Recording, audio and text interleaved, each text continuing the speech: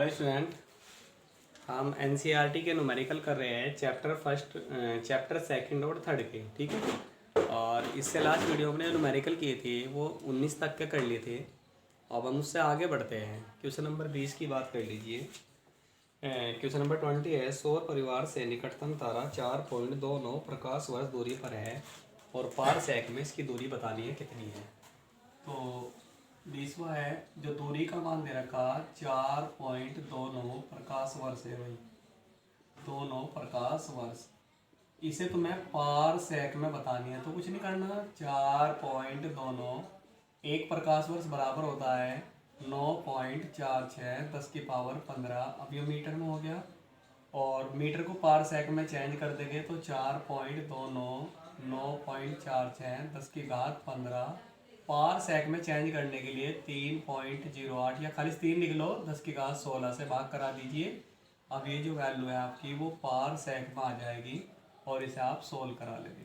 पहला सवाल तो ये था। दूसरा सवाल आपका ये है, इसी में 6 महीने के अंतरालों पर पृथ्वी अपने कक्षा के व्यास के विपरीत सिरों पर होती है। बिल्कुल होगी। तो आपको बताना है कि सूर्य के परितः अपनी कक्षा पृथ्वी के दो स्थान है जो 6 महीने के अंतराल पर है, देखा जाएगा तो कितना लंबन प्रदर्शित करेगा, यानी कि कौन कितना प्रदर्शित करेगा। देखिए, अगर मान लीजिए पृथ्वी है 6 महीने का अंतराल मान लो यहाँ है और यहाँ है, ये E1 स्थिति 6 महीने अंतराल पर आधी दूरी तय कर लेगी अपनी कक्षा की। ठीक है, और ये वैल्यू होगी, ये व्यास होता ही है, हमने आपको पहले बताया था। डायमीटर कितना होता है 3 गुना में 10 की घात 11 मीटर के करीब होता है। तो यहाँ से जो तारा है हमारा स्टार, ऐसे लिख रहा हूँ मैं इसे, इसका जो आपका लंबन है, लंबन थीटा, वो हमें बताना है कि कितना होगा। और ये जो दूरी है, यहाँ से दूरी है वो इन्हें दे रखी, दूरी का मान कितना दे रखा है इन्हें 4.29 प्रकाश वर्ष है ना। एस बराबर दे रखा 4.29 लाइट ईयर दिया हुआ है, ये एस का मान है। थीटा बताना है। कौन बराबर चाप बटे त्रिज्या लगा देंगे। फॉर्मूला वही लगता है, कौन बराबर चाप। चाप कितना है डी, त्रिज्या कितनी है बताओ एस। तो मैं कौन ही बताना है, डी का मान बताओ कितना है 3 गुना में 10 की घात 11 मीटर, मीटर में है। और ये हो गया 4.29, लाइट ईयर को मीटर में चेंज करने के 9.46 10 की पावर 15, ये भी मीटर में आ गया। कौन से कौन कट गया, तो कौन जो हमारा आएगा वो रेडियन में आएगा। कहीं में आएगा वो रेडियन में। चाहे तो आप आंसर यहाँ छोड़ दीजिए, आगे की ओर बढ़ना है तो रेडियन को चेंज कर लेंगे। रेडियन जो है, रेडियन को चेंज कर लेंगे कहीं में पाई बटे 180 बटे पाई, 180 बटे पाई से गुना करा देंगे तो डिग्री में हो जाएगा। कौन कहीं में हो जाएगा डिग्री में। और डिग्री को अगर आपको लाना हो सेकंड में, तो जो भी कुछ ये आए इसे चेंज करा देंगे, गुना 60 मिनट में हो गया, गुना 60 अब ये हो गया सेकंड में। तो कौन जो है वो सेकंड में आ जाएगा। यहाँ भी छोड़ सकते हैं, दिक्कत कुछ नहीं। आगे आपको सोल्व कराना तो आगे सोल्व करा लेंगे, मर्जी आपकी। बेहतर है कि सेकंड में कर लेना। ठीक है, 21वां सवाल है आपका कि भौतिक राशियों का परिशुद्ध मापन विज्ञान की आवश्यकता है। परिशुद्ध ना बिल्कुल सही मापना विज्ञान की आवश्यकता होती है। किसी शत्रु के लड़ाकू जहाज की चाल सुनिश्चित करने में, मतलब किसी दूसरे देश के शत्रु के देश ने हमारे पे हमला कर दिया, उसके जहाज की स्पीड अगर हमें नहीं पता होगी तो हम उसे नाश नहीं कर पाओगे, मिसाइल नहीं छोड़ पाएंगे उस पर। तो द्वितीय विश्व युद्ध में वास्तव में यही कारण होता है रडार की खोज होने का। द्वितीय विश्व युद्ध में रडार की खोज जो हुई थी वो इसी को बेस बना करके हुई थी। तो ये आपसे कहना चाह रहे हैं, आधुनिक विज्ञान के उन विभिन्न उदाहरणों को सोचिए जिनमें लंबाई, समय, द्रव्यमान आदि के परिशुद्ध मापन की आवश्यकता होती है। अन्य जिस किसी विषय में भी आप बता सकते हैं परिशुद्धता का मात्रात्मक धारणा दीजिए, यानी कि हमें बताना है लंबाई और द्रव्यमान के बारे में और समय के बारे में परिशुद्धता का वो उदाहरण देना है। देखिए, पहले हम बात कर ले लंबाई का। तो लंबाई में जहाँ हमें बिल्कुल परिशुद्धता की जरूरत पड़ती है, जैसे मान लो हमें कोई यौगिक है और यौगिक के क्रिस्टल होते हैं, क्रिस्टलों से मिलकर के यौगिक बनता है और क्रिस्टलों के जो बीच की दूरी वो निकालनी होती है। बिल्कुल सही एक्यूरेट अगर जानकारी होगी तो वहाँ पर परिशुद्ध माप की आवश्यकता हमें होती है, पहला सा। दूसरा, इन्हें कहा है समय के लिए बता दो। चलो जी, तो समय के लिए मैं आपको बता दूं कि फोको एक वैज्ञानिक का नाम है और वैज्ञानिक फोको ने एक विधि जो है एक विधि बनाई थी प्रकाश की किसी माध्यम में चाल ज्ञात करने के लिए। तो फोको विधि में समय को एक्यूरेट लेना पड़ेगा, अगर समय एक्यूरेट नहीं लेंगे तो प्रकाश की चाल एक्यूरेट ज्ञात नहीं होगी। इसी तरह मान लो द्रव्यमान की अगर हम बात करते हैं तो एक वो होता है द्रव्यमान स्पेक्ट्रम लेखी, जिससे हम परमाणुओं के द्रव्यमान को ज्ञात करते हैं। द्रव्यमान स्पेक्ट्रम लेखी, उससे हम परमाणु के द्रव्यमान को ज्ञात करते हैं। तो उसमें बिल्कुल शुद्धता परिशुद्धता बिल्कुल सही होनी चाहिए, तभी आपको परमाणु का एक्यूरेट द्रव्यमान मिल पाएगा। ठीक है।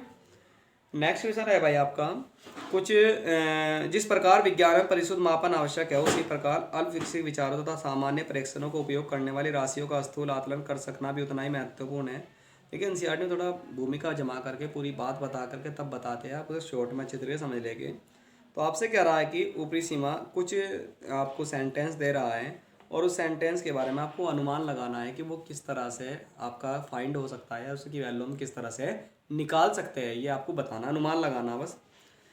तो पहला सवाल है इसका कि मानसून की अवधि में, यानी कि बारिश हो रही है तो उस अवधि में पूरे मानसून में भारत के ऊपर वर्षाधारी मेघों का कुल द्रव्यमान, यानी कि भारत के ऊपर जितने भी मेघ है, बादल है, उनका टोटल द्रव्यमान है, उसका आप अंदाजा कैसे लगाओगे। तो उसका अंदाजा लगाने का तरीका होगा कि सबसे पहले मौसम विभाग के पास जाओगे, वहाँ से मालूम करेंगे कि टोटल वर्षा कितनी हुई है, यानी कि उसका टोटल का आयतन कितना है। ठीक है, आपने सुना होगा 3 mm की वर्षा हो रही है, इतने लेयर की वर्षा हो रही है, तो मौसम विभाग इसकी जानकारी हमें दे देगा है। और जब हम उसका आयतन ज्ञात कर लेंगे तो आयतन को जल से जल का जो जल गिर रहा है तो जल के जो घनत्व होता है, घनत्व से गुना करा देंगे, घनत्व गुना आयतन बराबर क्या होता है, द्रव्यमान। तो हम पता लग जाओ कितना द्रव्यमान पूरी पृथ्वी पर गिरा है। भारत की बात करें ना, हाँ, भारत के ऊपर कितना द्रव्यमान गिरा है, तो जितना द्रव्यमान गिरा होगा उतना ही मेघों का द्रव्यमान लगभग रहा होगा। नेक्स्ट है आपका किसी हाथी का द्रव्यमान। बताओ हाथी का द्रव्यमान आपने देखा होगा कि जहाँ पर हम गंडे तोलते हैं, है ना, मील में जाते हैं तो कंटा होता है, उस कंटे पर हाथी को खड़ा कर तो वहाँ पे उसका द्रव्यमान तोल सकता है आसानी। सी किसी तूफान की अवधि में वायु की चाल। देखिए अगर तूफान आ रहा है तो वायु की चाल किस तरह ज्ञात करेंगे। देखिए तूफान की अवधि में क्या करते हैं, दाब ज्ञात कर लेंगे, है ना, और दाब से क्या होगा, वायु की चाल आपकी निकल जाएगी, दाब निकालने से वायु की चाल आपकी निकल जाएगी। चलो नेक्स्ट है आपके सिर के जो बालों की संख्या है, सिर पर जो बाल होते हैं इनकी संख्या को आप किस तरह से आकलन कर सकते हो। तो हम क्या करेंगे, सिर का 1 सेंटीमीटर स्क्वायर क्षेत्रफल लेंगे, उस 1 सेंटीमीटर स्क्वायर क्षेत्रफल में बाल गिन लेंगे कितने, 1 सेंटीमीटर में कितने बाल हैं स्क्वायर में। ठीक, फिर पूरे का क्षेत्रफल ज्ञात कर लेंगे, सिर का टोटल क्षेत्रफल कितना बैठ रहा, 1 सेंटीमीटर स्क्वायर में जितने ही बाल आओगे उसे टोटल क्षेत्रफल से क्या करा देंगे, गुना करा देंगे, तो हमारे टोटल बाल का अंदाजा हो जाएगा हमारे सिर पर लगभग कितने बाल हैं। इस तरह कर सकते हैं। अगला सवाल है इसी में ही आपकी कक्षा के कमरे में वायु के अणुओं की संख्या बतानी है, वायु के अणुओं की संख्या बतानी है। क्या करेंगे, जो वायु है उसका घनत्व ले लेंगे और 1 सेंटीमीटर क्यूब आयतन में अणुओं की संख्या गणना कर लेंगे। 1 सेंटीमीटर में यानी कि एकांक आयतन में कितने अणु हैं। अब एकांक आयतन के अगर अणु का पता लग जाएगा तो फिर जितना भी कमरे का आयतन है उससे गुना करा देंगे तो पता लग जाएगा टोटल कमरे में हमारे कितने अणु हैं। इस तरह से हम याद कर सकते हैं। ये कुछ थ्योरेटिकली चीज़ें होती है जिन्हें आपको डीपली समझना है अच्छे तरीके से कि ये वैल्यू इस तरह से क्यों आती है। चलो नेक्स्ट क्वेश्चन की हम बात करते हैं। अगला क्वेश्चन आपका है कि सूर्य एक उष्म प्लेज्मा, प्लेज्मा का मतलब ये होता है कि जो जिसमें आयनीकृत अवस्था में होती है। सूर्य के भीतर अगर कोई चीज़ होगी तो ना ठोस में होती, ना द्रव में होती, ना गैस में होती, बल्कि वो आयन के रूप में टूट जाती है। चलो अंदरले सिरे का ताप बता रहा है कि 10⁻7 केल्विन है और जो बाहर के फर्श का ताप है लगभग 6000 केल्विन है। वो क्या रहा है, सूर्य का ताप इतना होगा। आपको सूर्य का द्रव्यमान घनत्व किस परिसर में होने की आशा है, क्या ठोसों में है, तरलों में है, गैसों में है। मतलब अगर सूर्य का घनत्व अगर हम ज्ञात करते हैं तो ठोस की रेंज में होगा, द्रव की रेंज में होगा या गैस की रेंज में होगा, वो हम बताना है। आपको कुछ वैल्यूज दी हुई है। इतने बड़े सवाल में बहुत छोटा सवाल है लेकिन पढ़ने में बहुत बड़ा लगता है। जो वैल्यूज दे रखी है उससे आपको पता लग जाएगा हमें घनत्व निकालना सूर्य का। और इन्होंने दे रखा सूर्य का द्रव्यमान, है ना, सूर्य का द्रव्यमान। देखिए सूर्य का जो द्रव्यमान दिया हुआ है इन्होंने, और वो फॉर्मूला कितना है आपका, 2 × 10⁻30 किलोग्राम दे दिया और त्रिज्या दे दी सूर्य की। त्रिज्या त्रिज्या जो दी हुई है इन्होंने भाई, त्रिज्या दी है 7 × 10⁸ मीटर।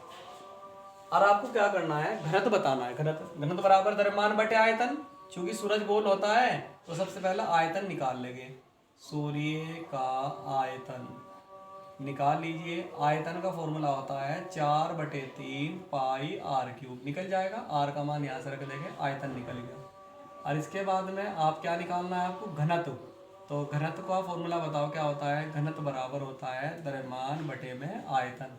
द्रव्यमान का मान ऊपर से रख दीजिए ये रहा और आयतन का मान यहाँ से 16 का रख देंगे तो इस तरह से आपका सूर्य का घनत्व भी निकल जाएगा। ठीक है भाई। नेक्स्ट आपका क्वेश्चन है भाई,